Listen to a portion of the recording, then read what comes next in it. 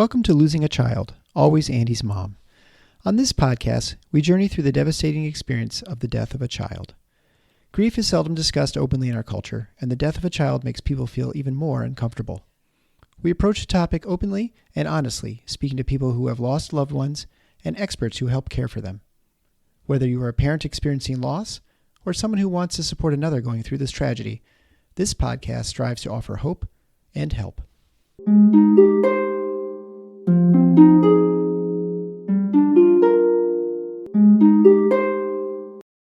Welcome to episode 160 of Losing a Child, Always Andy's Mom. I'm Marcy Larson, Andy's mom.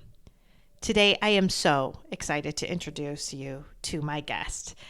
Today, I have Jane. She comes to us from the UK, and she and her husband, Jimmy, have been doing really some amazing things since the death of their son, Josh.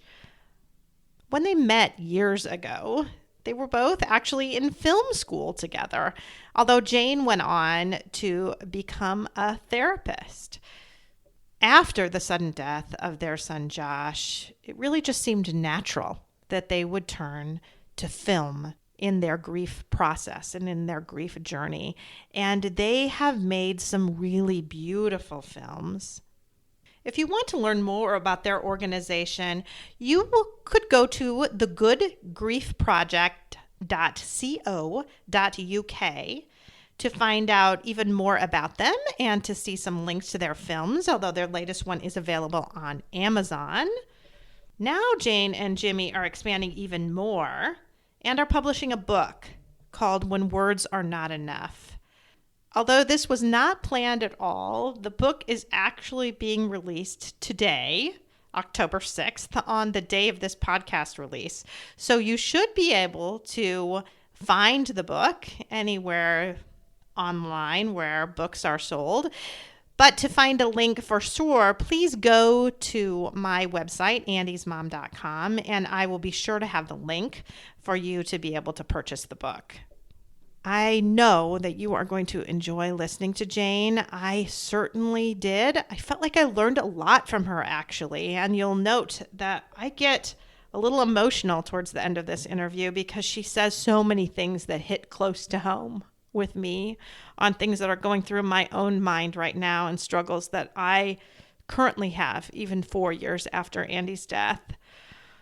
Again, if someday you would like to share your story on the Always Andy's Mom podcast, please write to me.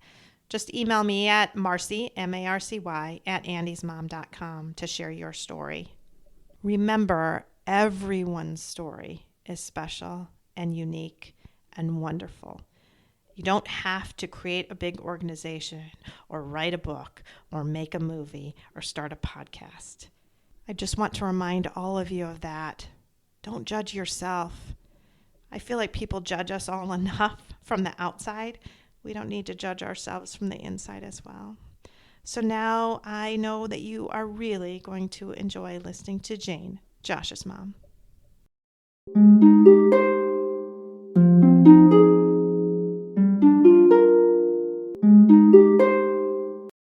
Thank you so much, Jane, for agreeing to come on the Always Andy's Mom podcast today. Thank you for inviting me, and it's so nice to speak with you. And firstly, can I say how very, very sad I am to hear about your son and his death and loss, and that, we don't ever get over it, but we can learn to live with it. But I'm really sorry you've had to go through a bereavement like this in the wrong order of things. Yeah, thank you so much. And I feel the same for you, obviously, too. Your accident occurred far earlier than ours did, because you're 11 years out now, aren't you? Yeah, so our son Josh was 22 when he died, and he was on the trip of a lifetime. He'd actually found a job that was his dream job, working as a young producer for the Ministry of Sound in London, and it was his dream. Yeah. And he was very happy, and he'd taken out some time from work to go on a trip, and he was traveling around different countries. And at the time of the accident, he was actually in Vietnam, and it was a road accident, which was one of those terrible things that kind of in the blink of an eye, your life changes forever. But he was in such a chain of unfortunate events. Yeah. And he died instantly, age 22, and as you know, that when that happens, your life changes Mm-hmm. and your experience of death changes. And I suppose the one thing that doesn't change is your love. Right. That just grows. Right. Right. Grief is about Right. love. Yeah. Grief Mm-hmm. is love, isn't it? And grief is agony. But I've had 10 years, 11 years to learn to live with this. And it's hard work grieving. Yes. And you can't sort of go round it, in my experience. I know for a lot of people they want to go round it, but I think you've got to go Yes. through it. You can't go under it, you can't go over it. There's a fantastic children's author in the UK called Michael Rosen, and he's written a book called We're All Going on a Bear Hunt. And Right. it's just all about, you just got to go through these things. There's no way around it. I love that. I used to do that with kids all the time, that going on a bear hunt. Yeah, Mm-hmm. yeah. Yeah, that's a fun thing to do. And it's so true, isn't it? It's grief is very fickle, and that the learning, both as a therapist and as a bereaved mother, is that if you don't get up close to it and face it square on, it gets you, it catches up with you. And in many ways, unfortunately, denial doesn't really work. Mm-hmm. And the body has a way of, if you like, manifesting symptoms, whether it be psychological or physical. So the repressed grief does find a way out, and that doesn't help anyone. So in many ways, the tragedy is that, you're going to have to go through a very painful exploration if you are going to learn to live with your grief. Mm-hmm. For me, way back then when Josh died, it was unimaginable. It didn't matter I was a therapist. I was someone who'd lost my son, and any wisdom I had was gone. And all I could feel at the time was what most bereaved people feel is, I don't know if I can survive. Right. And I think, I can't survive. and that's not what people probably around you thought. No. They probably thought, oh, she's a therapist. She'll be able to handle this better. We don't need to worry about her as much. Yes, or Right. some people Mm-hmm. did say to me, well, you'll never work again. You're a therapist. How can you work when your heart's been broken and your life's been shattered? And that's not helpful either. No, no, neither one of those things are helpful. Well, why don't we go back and talk a little bit about Josh and just his personality, just so we can get to know him a little bit better. Yes, yes. So Josh was he was very ordinary. He was my extraordinary son. Mm-hmm. Very ordinary young man, a gorgeous young man. And he'd always been a bit of a rascal at school and, liked to push the boundaries and take risks and have fun. And he led a really good life. He's not very confident as a young man, really, but suddenly, as he was growing up and as he found the dream job that he'd always wanted, he suddenly became really competent and confident. Mm-hmm. He cut his hair, he got contact lenses, and he blossomed into this. He went from being this gangly young man with glasses and very little confidence to this incredibly handsome young man. And it was like a sort of transformation. Oh, wow. And it was staggering to see. And he was at such a happy place in his life. He loved calling exciting things mundane. Mundane was one of his favorite words. If something really excited him, he said it was mundane, which always took people slightly by surprise, but it usually meant, wow. It's pretty amazing. Yeah. Yeah, he had a very dry sense of humor. And he did a lovely thing for his 21st, the year before he died. My dad died with dementia. But before he died, Josh did a fundraising skydive for him and jumped out of a plane with his brother Joe and raised a lot of money to support the Alzheimer's Society. And afterwards, we made a little film and we said to him, how was it? And he went, oh, it was pretty mundane, Mum. But it was one of the most exciting things he'd ever done. That gives you a little bit of a measure of Josh. He had a great sense of humor. He was great fun. And in many ways, it's interesting because we had him in our lives for 22 years, but at the time he died, I'd taken off my responsible hat. I'd kind of thought, my job is done. He's out there in the world. I'll let him go now, roots and wings. Right. So it was even more shocking in a way because most mothers have an element of anxiety of what if and, and that kind of thing. And you just try and steady yourself. So when it happened, it was like, this doesn't happen to me. This doesn't happen. Yeah. But it does. And we have to kind of absorb it.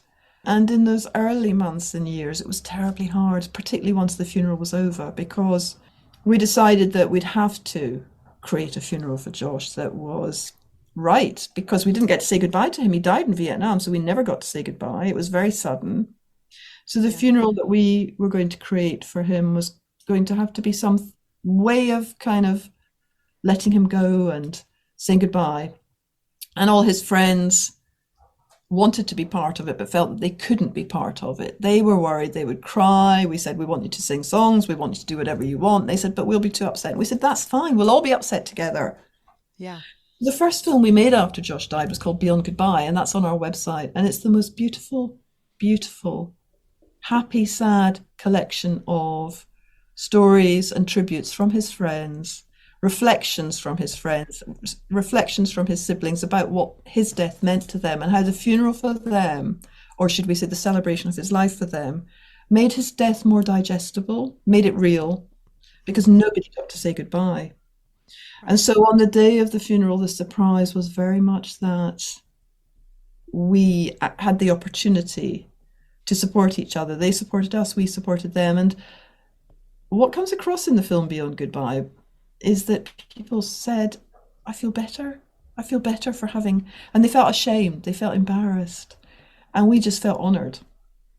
People sang songs, somebody cracked jokes and said, Josh, you still owe me a tenner. I mean, just when I'm going to get that back now. There was a lot of dark humour, a lot of irony. And people laughed and they cried. And it was so cathartic. And it made it real. It really is, isn't it? It's funny. Recently, my husband had a friend that he grew up with whose wife got very sick and died within a month. And so she's not that old, just in her 40s. And she said, I don't want a funeral. And so they have no funeral. They have no celebration of life. They have nothing because that's what she said. Yes. And they wanted to honor her wishes. But I think what people don't understand, it's not for the person who died. It's for everyone else. And actually, it can be so healing. So it's very sad to me that is unable to happen, you know, and unable to switch. It's one of the complexities of right, death. Absolutely. Because the funeral, if you like, is for the people left behind, but you want to honor the wishes. So for us, it was about creating a ritual. Right. So what would have been helpful is for someone to have been able to talk to her ahead of time and say, you know what, it's really not for you so much. It can be really, really healing for your family, and be able to kind of get her on board to, this is going to be a way that I can help my family. But maybe as well, it's important to consider, and I think people feel under a huge amount of pressure, depending on your cultural background and your religion, to have an event very soon after the person has died. But in my way of thinking, it can happen at any point. And maybe some people are just not ready in those early weeks and months. And when you think about what people went through with COVID, a lot of people didn't get to say goodbye to their family or loved one who had died. So actually, they needed to create rituals maybe 2 years after, 3 years after. There was a time lag. And that ritual was still therapeutic. Yes, absolutely. Yes. So after that, you had that funeral that was so kind of healing for you. Talk about your grief journey, because I think you come from a very unique perspective in what you do for a living and what your husband does for a living. Yeah, so myself and Jimmy, Josh's dad, my husband, we met at film school. Okay.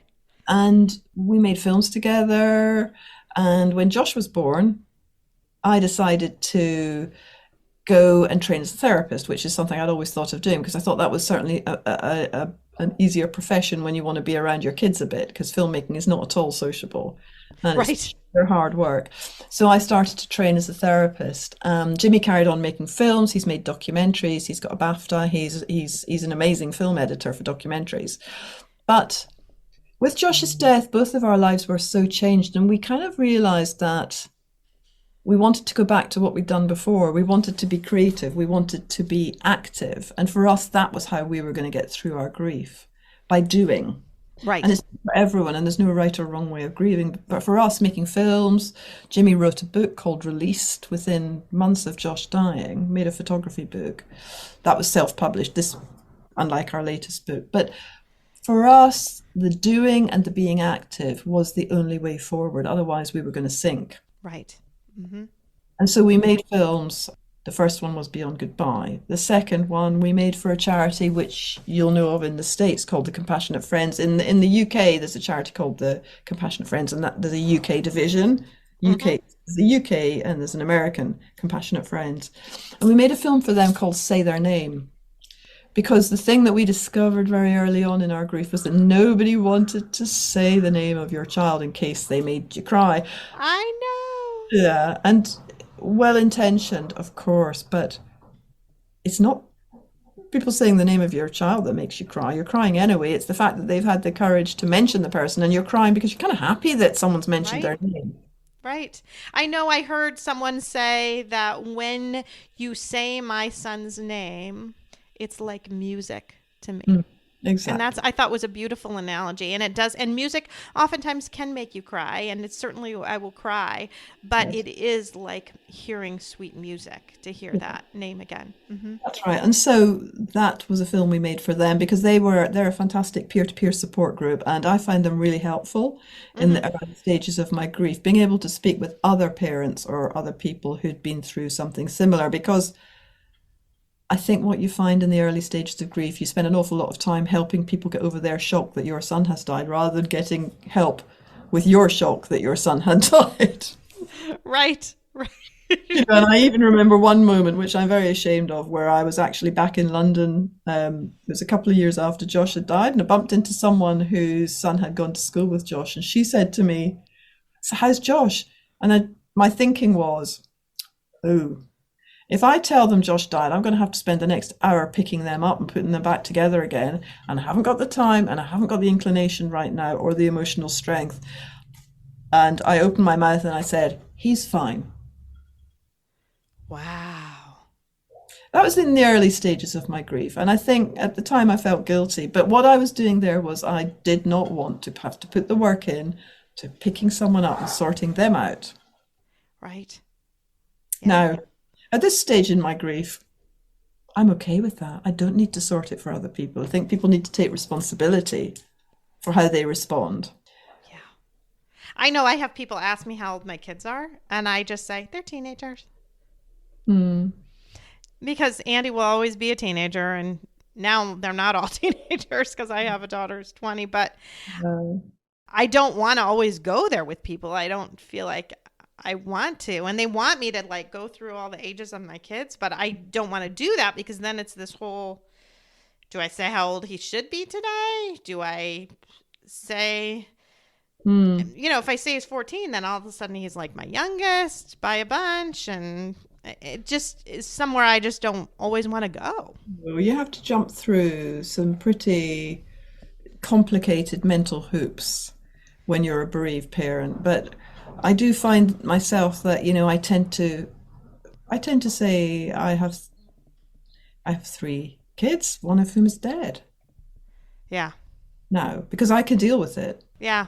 I have this complicated thing too because I have a foster son. So I used to say I have four kids, three biological children and one foster son. But then it gets to the point where I have four kids, three biological, one of whom has died, and a foster son. It gets so complicated. So a lot of times I just say three. And in my mind, I'm counting my son who has died. And in their mind, they're probably counting my foster son. So I don't know. It It's really just, just depends on the day and how complicated I want to get. well, and I think that's okay, isn't it? Because to be honest, some days it's straightforward and some days it's not. And I mean, birthdays and anniversaries for me, despite the fact it's a decade since Josh died, I Hmm. always find my birthday, really difficult. Not Yeah. not his birthday, it's my birthday. I'm another year older and he's not here. Yeah. Yeah. That always gets me in the gut. And I Right. think Right. that's hard to explain. And the body, there's some fabulous writing about how the body keeps the score. Your body remembers the Yeah. trauma, and you do remain in touch with kind of dates and anniversaries. And sometimes when you dig into it, there's a reason why you're having a particularly bad day. We often have a bad Sunday because Sunday was the day the police knocked at our door and told us Josh had died. And Hmm. even now, we can sometimes on a Sunday, I'll say to Jimmy, I feel a bit down today. And he'll say, so do I. And then we'll go, it's Sunday morning. Yeah. The body Yeah. keeps the score, the mind remembers. My therapist says that to me all the time. She says the There's a body fabulous book remembers. by that title. The Fabulous. body remembers. Yeah. Yeah. Well, she's absolutely right. You're absolutely right. The body does remember.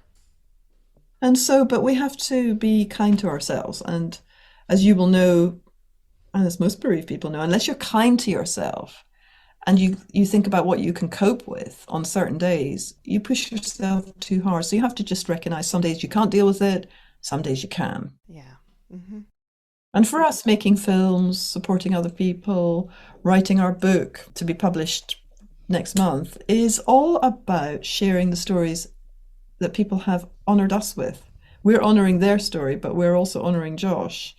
And we're sharing the learning that has come through our trauma. And it is post-traumatic growth. And that Yeah. sounds like a mouthful and might put people off, but actually it's really not.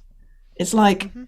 the learning that you gain from going through something that you would never have dreamt you'd have to face and coming out the other side stronger, even though your heart is still broken, Right. you can live with Right. it. It is a task that people, or an idea that people do get uncomfortable with, I should say. Yeah. They don't like the idea that this could come and make me somehow a better person. So that post-traumatic growth can be hard to digest right away.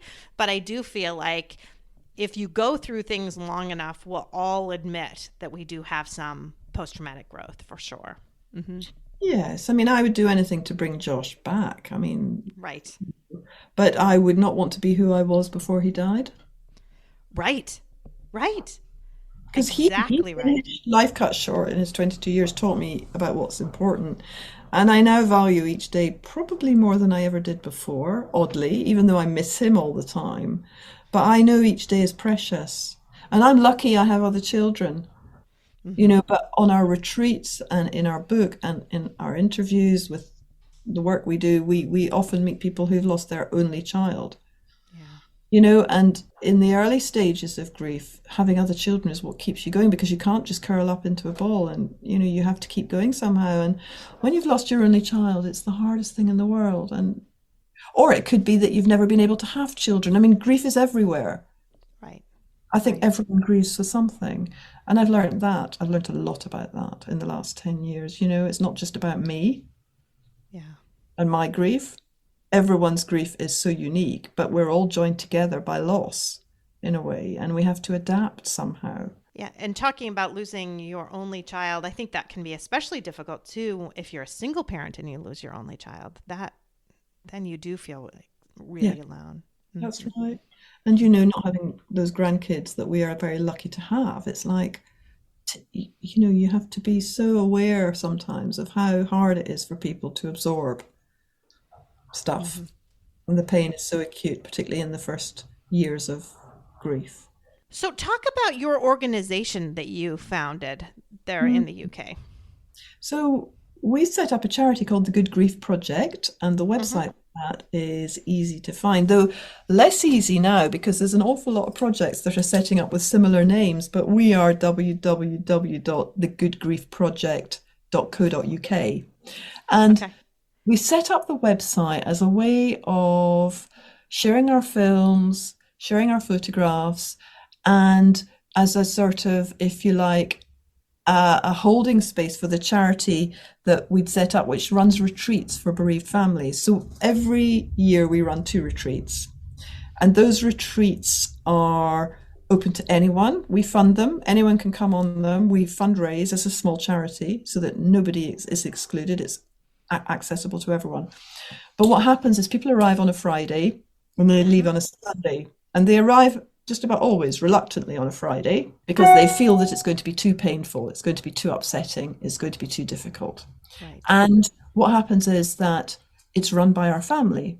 My son Joe, my stepson Joe, runs the physical training, the personal training.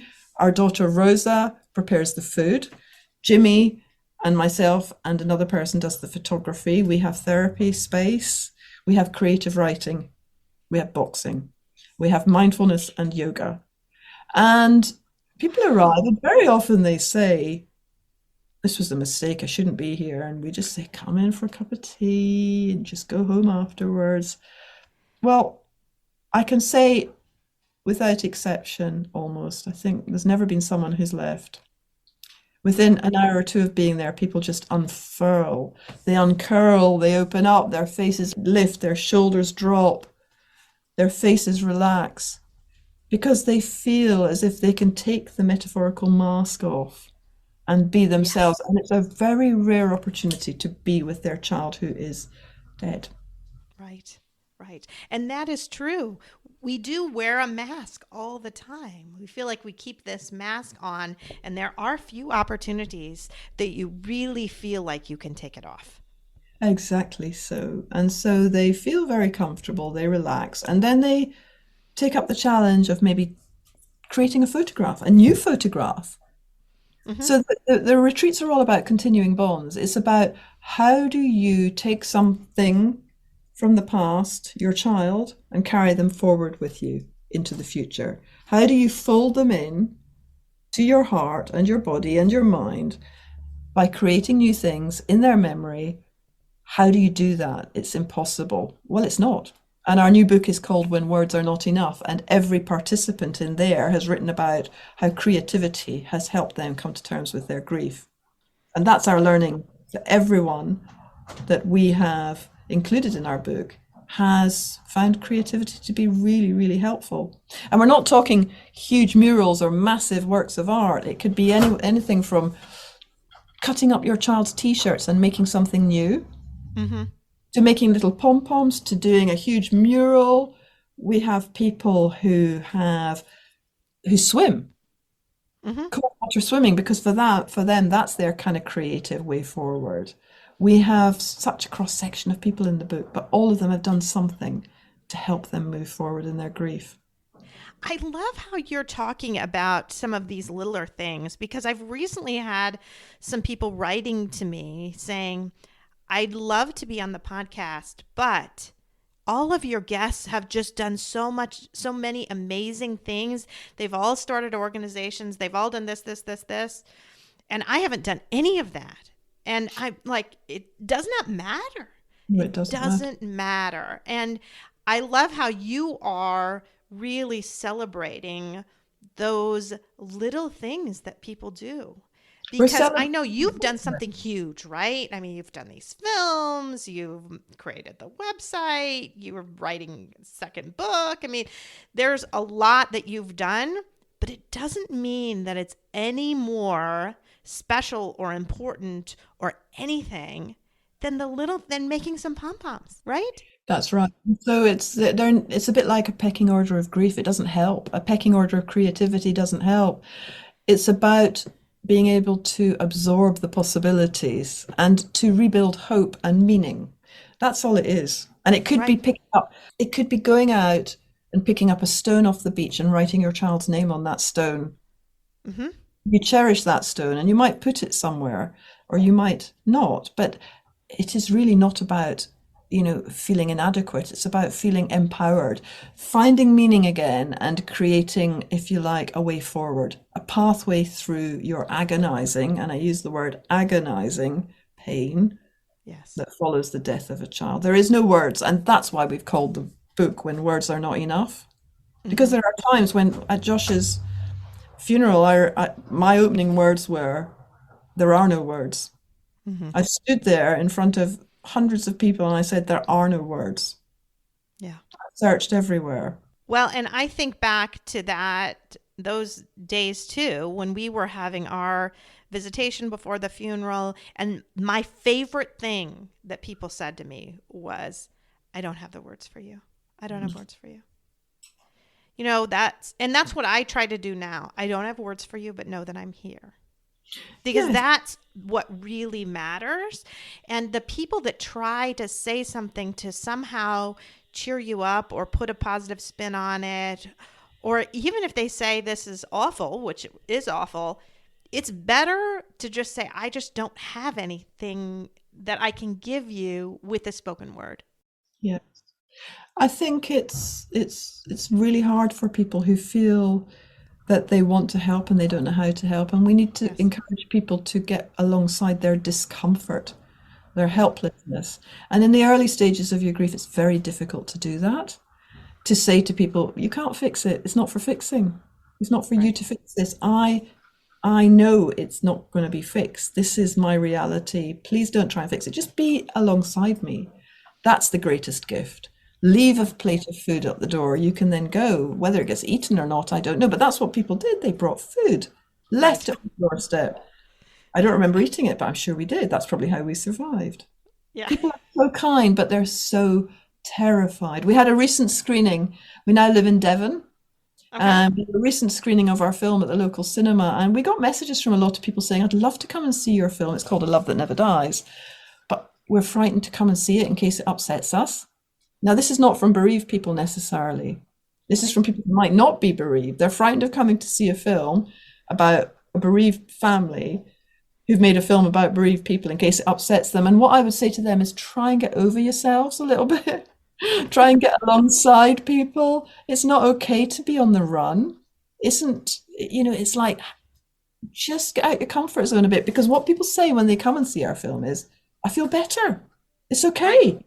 Yeah. Well, and oftentimes the fear of the unknown is the worst. And that's it. And once you can know it a little bit, then it seems a little less scary, and then it actually can be helpful. Yes. So, when people say to me, what can I do to help? I have a friend who's lost a child. Yes.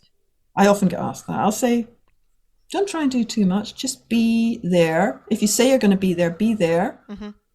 Don't promise what you can't offer, what you can't honor, but just be there silently. Just be available. Just be alongside. Come to terms with your helplessness to fix this. That's what you can do. That's a gift. I love that. Mm-hmm. That's a gift, isn't it? Yes. And it's a difficult gift, and it's not for everyone. No, and I love how you said come to terms with your helplessness, because that is difficult for many, many people. They just feel this immense pressure to fix it, and they can't. Well, one of our contributors to our feature documentary, which we made, it's called A Love That Never Dies. It was a road trip we made, myself and Jimmy, across America. We flew to New York. We drove from New York to San Francisco, interviewing bereaved parents along the way. And the film is their stories. Now, it took months to plan it. The road trip was a month, and then the editing was about a year. But it's the most beautiful road trip. It's a love story. It's not a death story. And every person in that film, and I think you'd like it actually if you watch it.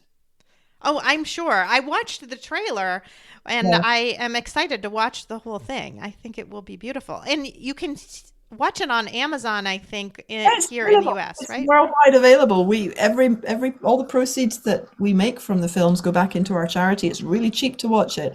What helps us is if people review it on Amazon, because that helps it get viewed more and more. So if people do watch it, it's fabulous for us to get a review if Right. they like it. But one of the people in that film said, getting to grips with your helplessness is what really helps. Another person talks about wanting to remember how her son lived, not how he died. Yeah. Yeah. And there's so much wisdom in it. And of course, people bit our hands off to be in it. I mean, a lot of people at our film screenings, when we have a film event, say, well, how do you find people to talk? And we say, people are desperate to talk. It's just that nobody wants them to talk. Yeah. Mm-hmm. Well, I don't go searching for people to interview either. I don't. No. I mean, they just come. People just come because they want to tell their story. That's right. Mm-hmm. What I wanted to ask was about the film. How did you kind of come up with that idea? Can you go back to that kind of planning part and then what that was like? Well, right from the early stages of our grief, we realized that people didn't want to talk to us because of what we represented as bereaved parents. There's an unconscious fear, I think, not recognized, but it's contagious. Yes. Of course it's not. We know rationally, but unconsciously there's lots of things going on that we're not aware of. And we began to feel more and more isolated, more and more lonely, and more bereft, like secondary losses. Following the death of our son, we felt the loss of support, the loss of friendships. So we had to begin to seek out peer-to-peer support. And then we realized actually we wanted to share our stories of isolation and loneliness because we could. we had the capacity as filmmakers and Right. therapists to do that. So we thought, well, why not do that?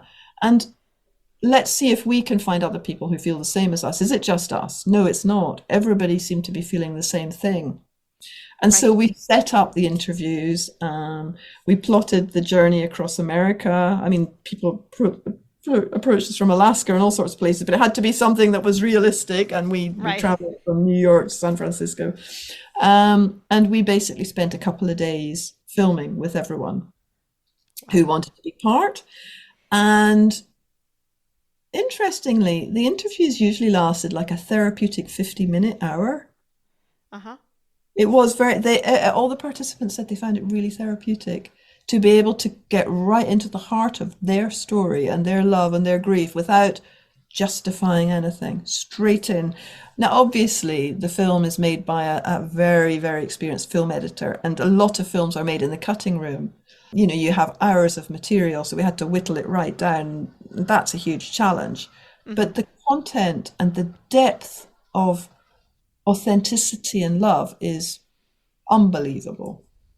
And the stories are very complex.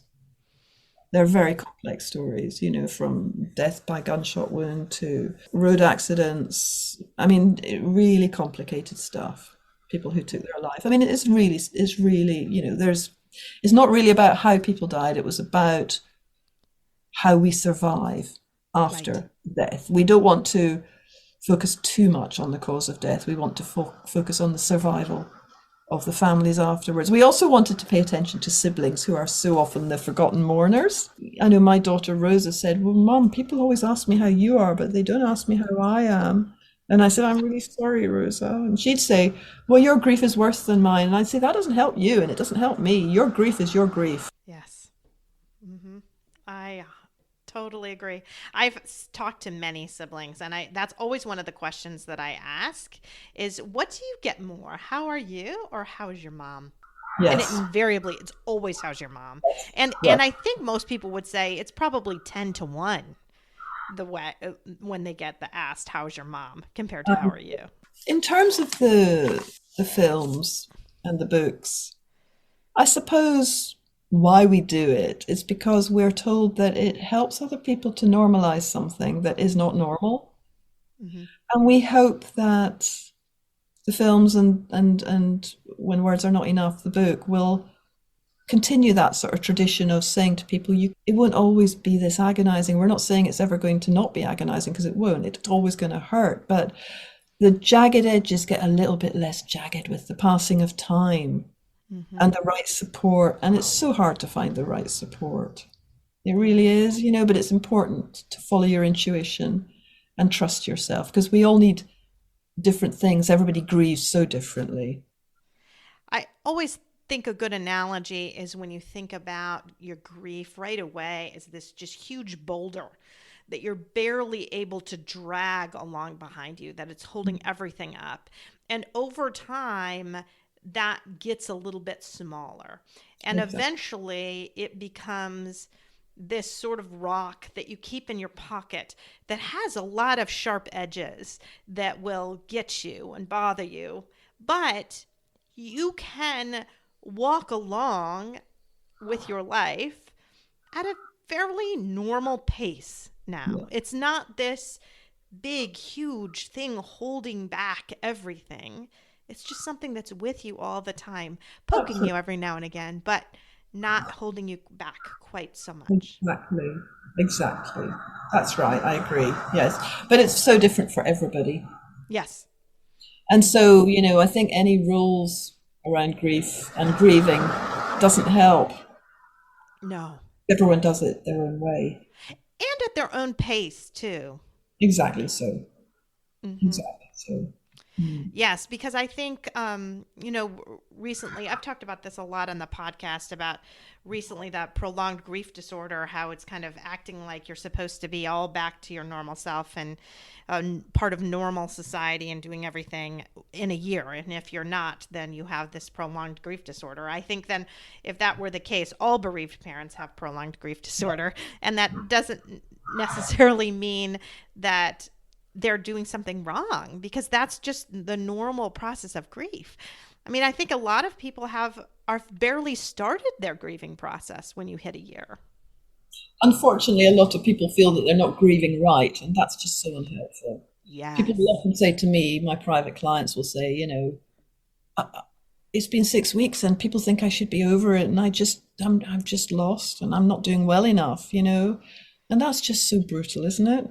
And when I Yes. say to people, if it's a year or 2 years after, or even 3, it's still early days. They always say, "Oh, thank you, that's a relief." Hmm. Yeah, I've gotten to that point too, that I'm at 4 years now. Are you at 4 years?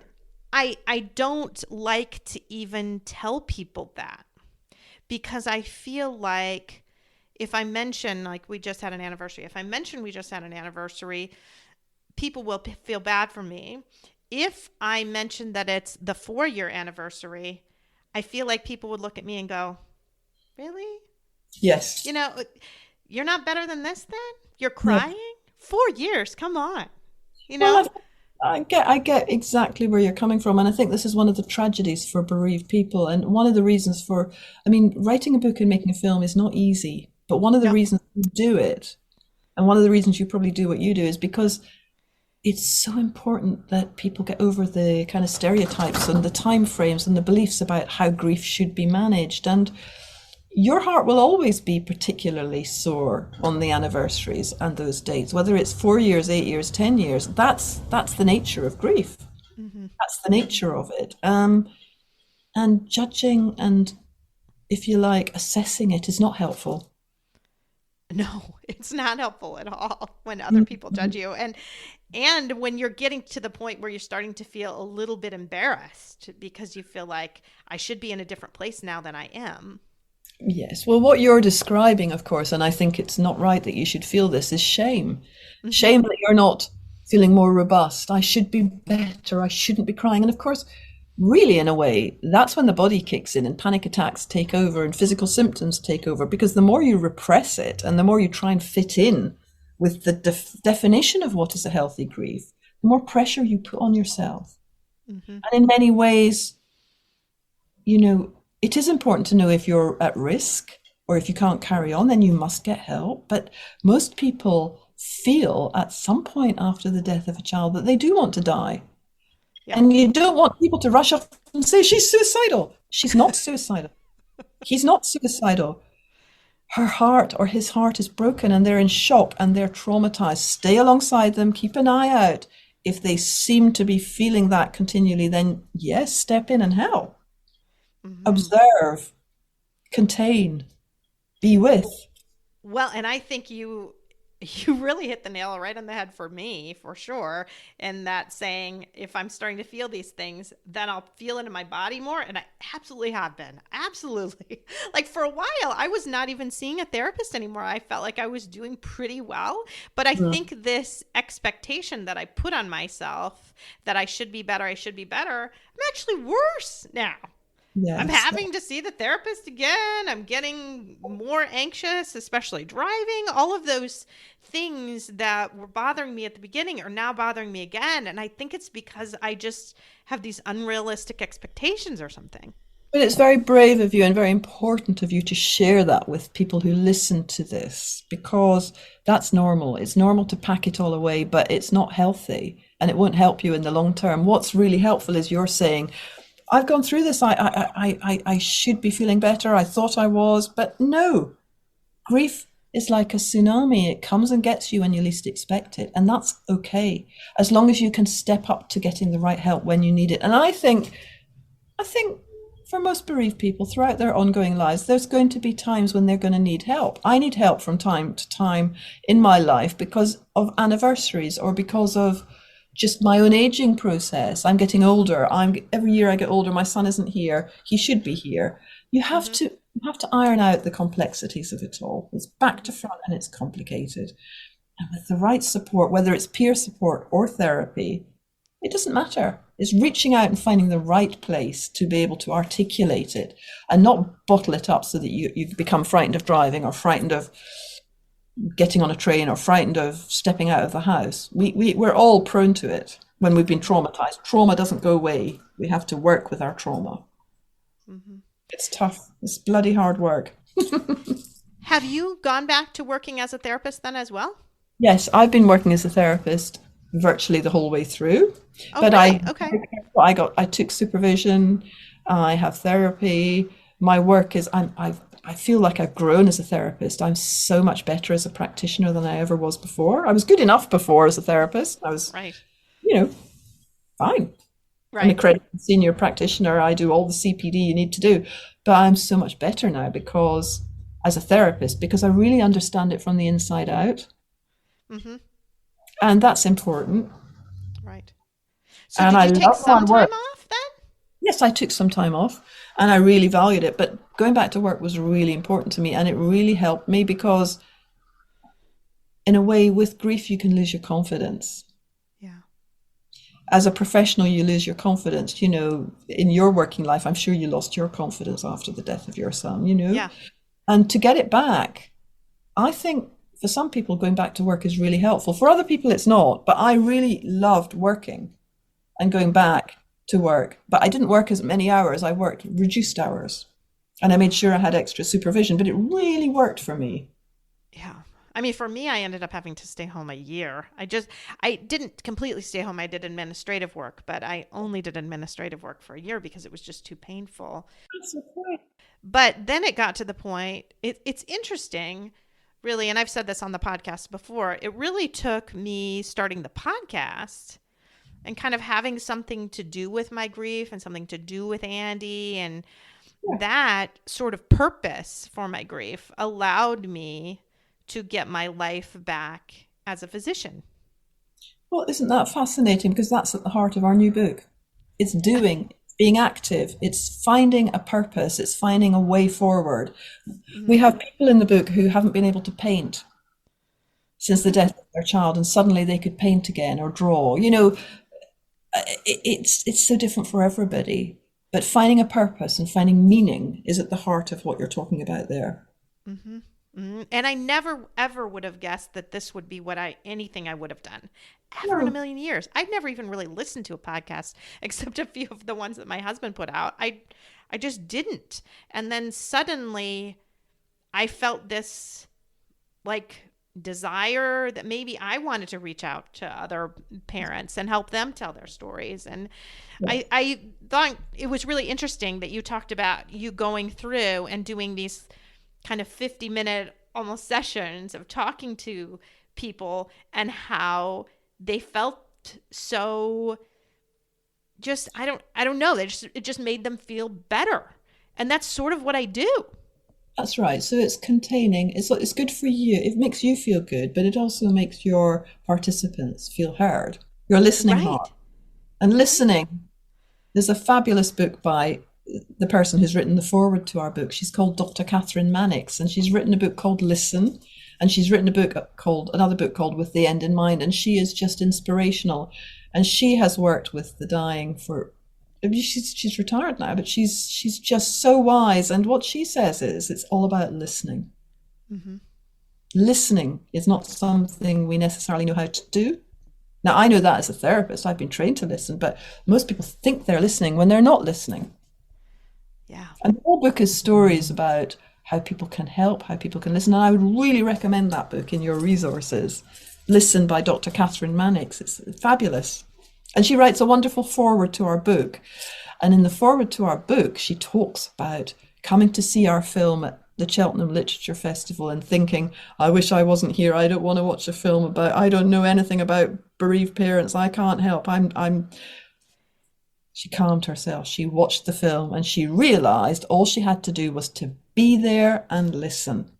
Mm-hmm. And this is someone who had this kind of training and background too, right?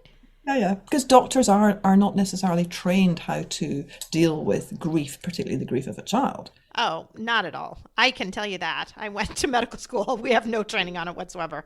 But it's fascinating. She's a doctor and she says that. So, she wasn't trained how to do this, but that's the direction she's taken. And she is a wise, wise woman because, as we know, an awful lot of doctors feel completely out of their depth and don't know how to listen because they want to fix it. And when you can't fix it, you feel so useless.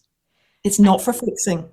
It is it was a huge deal for me, right? Because that's all I was trained to do. I was trained to fix problems. And this is a problem I can't fix. I can't fix it for me. I can't fix it for my husband. I can't fix it for my kids. I can't fix it for anybody. But I can listen.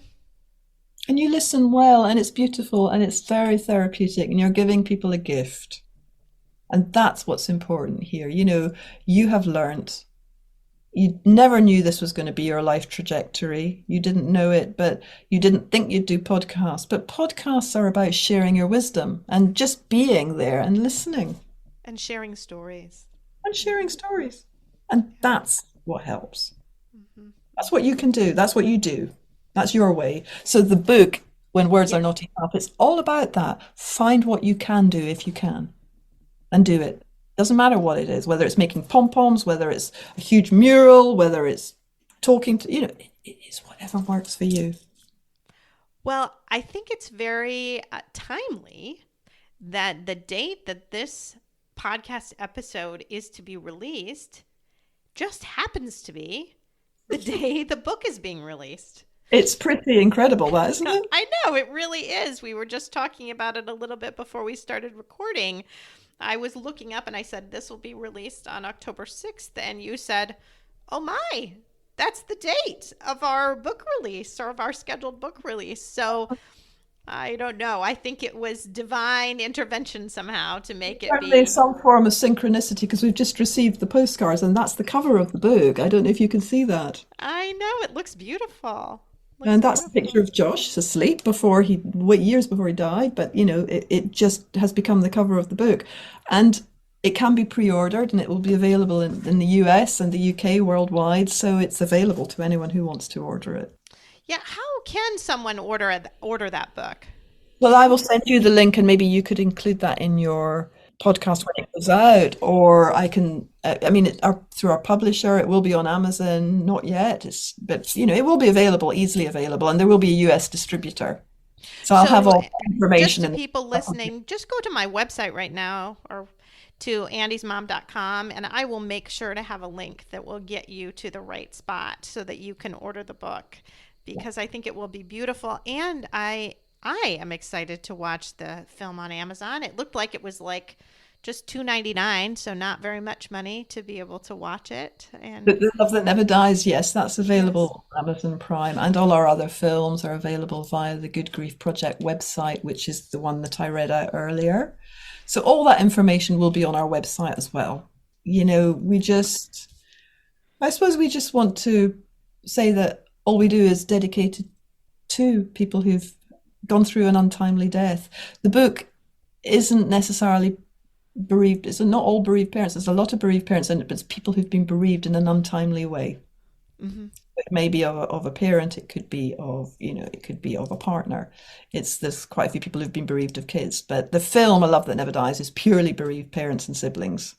But all the work is around grief and the beast that is grief that you need to work with to get through. Well, thank you so much for the work you've done. Thank you for coming on the podcast today. Again, I can't wait to watch all that you continue to do, because it's really, really amazing work.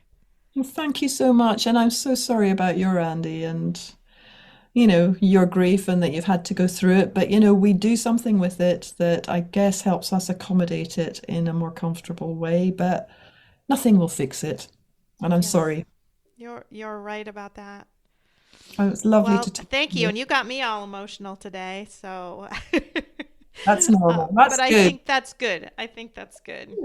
It's good. I was just thinking the other day, I'm like, I feel like I need a good cry. You know how there are days where you feel like things are just building and building and building, and you just need to let it out? I think it's healthy. And, the grief retreats are very much about that. Everyone comes on the retreats. They laugh as much as they cry, funnily enough. There's a lot of laughter in there, and there can be a lot of humor within grief. And it's so funny, because you wouldn't think that would be the case, but it absolutely is. When you're able to take the mask totally off, then it opens up all of those emotions, and the laughter can come too. Because when you leave the mask on, Oftentimes you feel like I shouldn't cry, I shouldn't laugh, I shouldn't do too much. You just have everything covered up. So when you can take it off, it leads to many, many emotions. Exactly. And that's just your authentic response to something that's real. So thank you for inviting me, and I'll really look forward to seeing it and staying in touch with the work you do. And then maybe people will review our book and let us know what they think. We value feedback so much. As a small charity, we need that feedback. It's really helpful to us. Yes, yes. Thank you again. Thank you so much.